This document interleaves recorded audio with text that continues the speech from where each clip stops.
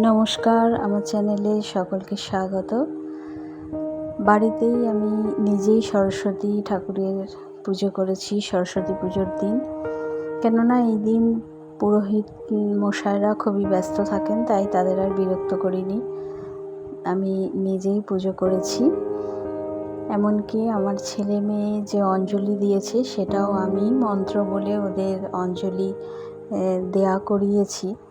কেননা ওদেরকে অনেকবার বলেছিলাম যে স্কুলে অঞ্জলি দিয়ে নিবি, কিন্তু ওরা রাজি হয়নি। এবং আমাদের পাড়াতেও পুজো হয়, আমাদের পাড়ায় সরস্বতী পুজোর খুব রেওয়াজ আছে, মানে দুটো পাড়াতেই পুজো হয়, প্রচুর কিছু অনুষ্ঠান হয়, বাচ্চাদের প্রোগ্রাম হয়, 3-4 দিন ধরে পুজো চলে, খুব মজা হয়, আনন্দ হয়।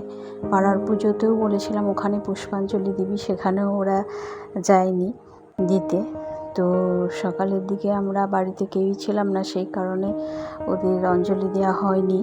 সন্ধ্যের পর আমি ওদের অঞ্জলি দিয়েছি। জানি না যদিও অঞ্জলির কোনো টাইম আছে কি না, তবে আমার মনে হয় এটা টাইম থাকা ঠিক নয়। ঠাকুরকে ডাকার তো কোনো টাইম হয় না, তো ওরা আমার কাছেই অঞ্জলি দিয়েছে।